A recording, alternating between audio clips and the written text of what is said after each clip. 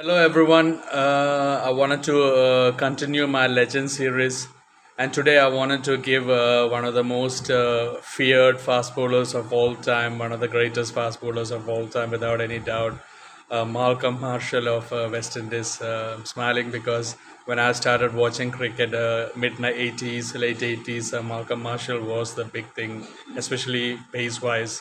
He was the fastest bowler. He was the most feared fast bowler of those times.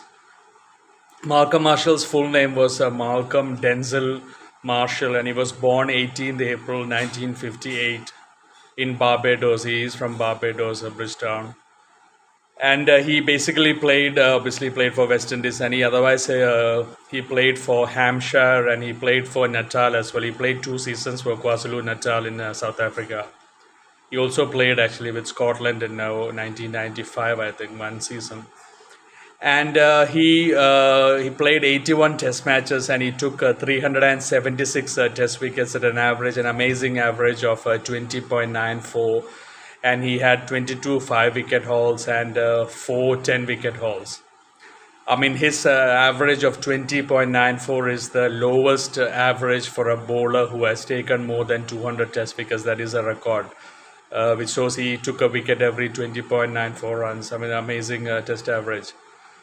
And first class cricket, he took 1,651 wickets with 80 odd 5 wicket hauls and 13 10 wicket hauls. And he was also a useful batsman. He has scored 10 test 50s, and he has scored like 6 or 7 first class centuries as well. And he was really scared of. I mean, I have something to say what Brian Lara once said about Malcolm Marshall. In 1988, when Brian Lara was beginning his first class career, Trinidad and Tobago were playing against Barbados, Marshall's team. And obviously, Marshall's reputation was so great. And Brian Lara said the first ball that he faced in that match was from Malcolm Marshall. And he said that he was scared and his heart was pumping hard. And the very first ball, Brian Lara was caught down the leg side. And he said Malcolm Marshall was running, had his hands in the air, and he stopped when Brian Lara was walking, and he tapped Brian Lara on the shoulder and said, "Tough luck." And that was the first big interaction between Brian Lara and Malcolm Marshall. Obviously, Brian Lara, he probably would know Brian Lara was an amazing talent and one of the prodigies. So Malcolm Marshall showing a bit of respect to Brian Lara at an early age, and a bit of confidence shown in him. So that would have meant a lot to Brian Lara at that age. But obviously, Brian Lara, if he was scared of Malcolm Marshall, you can imagine how fast he was. Brian Lara is not someone who normally gets scared of anyone.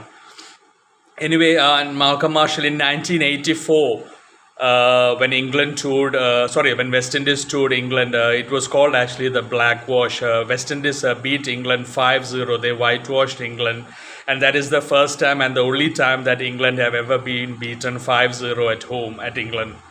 And in that series, Malcolm Marshall took 24 wickets at an average of just over 18 and an astonishing strike rate of 42, which means he took a wicket every 42 balls. I mean, that's like a crazy strike rate. Normally, around 50, 51, 52 is a good strike rate. 42 is a crazy strike rate. And in the 1980s, there was a period of 5 years where Malcolm Marshall took 235 wickets at an average of around 18, just over 18, and that he was he was untouchable in those times. And in that 1984 series against England, the first test at Edgbaston, he actually ended the test career of Andy Lloyd, who was from Warwickshire. Malcolm Marshall hit him behind his eye, and he had blurred vision, and eventually he was taken to the hospital, and his test career ended there. I mean, I'm just giving an example. Malcolm Marshall has hit a lot of batsmen on their heads and is bleeding. A lot of incidents I've heard, even with Moheen Ramanna. Marshall was really pace and he was really aggressive. And and he was only 5 feet 11 inches, something notable.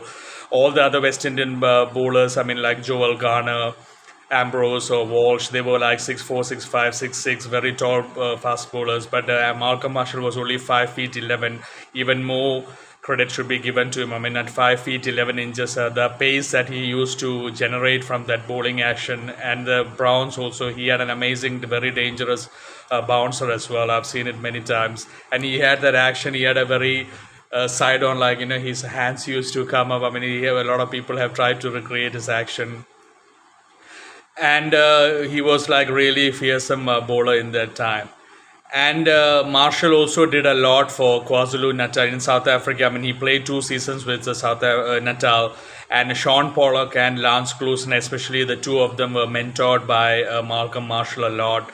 Sean Pollock, he credits a lot of his success in international cricket to Malcolm Marshall and for his contributions. It's really sad that Malcolm Marshall died at the early age of 41.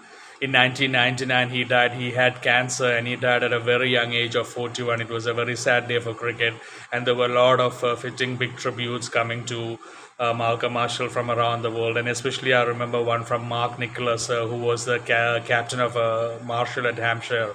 Mark Nicholas, the famous English commentator, is also the one who wrote the autobiography for Shane Warne. I remember reading his tribute then. And a lot of people were giving a lot of tributes to Malcolm Marshall. There was an untimely death, early death at the age of 41. And in that 1984 series of England, I was saying the first test when he ended the career of Andy Lloyd. In that third test, it was a famous test at Headingley where Malcolm Marshall broke his thumb. 2 places on his thumb, it was broken, and he still came into bat. Number 10, and he actually batted with one hand. I've seen clippings of it many times, even on TV.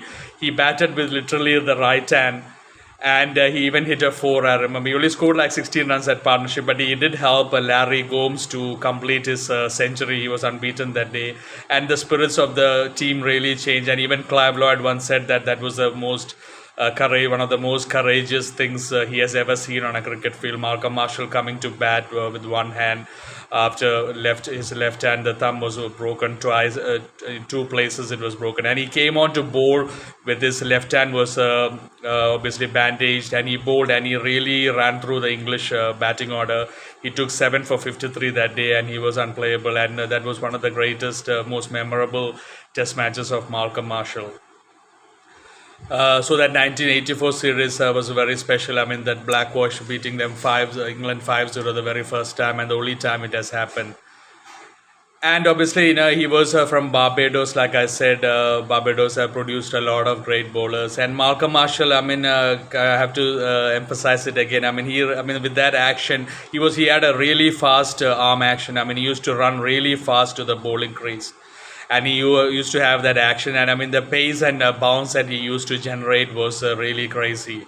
And by the way, he has also taken more than 150 one-day wickets. He did play one-day matches. I remember one of my oldest memories is him playing in the Triangular Series in Australia in the coloured clothing, but that was towards the end of Marshall's career. But like I said, again, I'm just repeating, 81 test matches, 376 wickets, and an amazing, stunning average of 20.94, which is like a record. 22 5-wicket hauls and 4 10-wicket hauls, and 1,651 first-class wickets as well. And the contribution that he has given to South African cricket, especially to KwaZulu Natal, is amazing. So anyway, I mean, obviously he died at the age of 41. So thank you to Malcolm Marshall for all the great memories he has given to a lot of spectators around the world, for all the contributions that he has given to the South African cricket team, especially at Natal, being a South African, used to be a South African supporter. So I do appreciate, I've heard a lot about Malcolm Marshall in South Africa, and thank you for all the memories, and he'll always be remembered as an amazing legend of the game. Absolutely fearsome bowler, aggressive bowler, bowled a lot of bouncers, really quick. But he was an amazing gentleman off the field. A lot of people, everyone liked him outside the field. He was a totally different person off the field.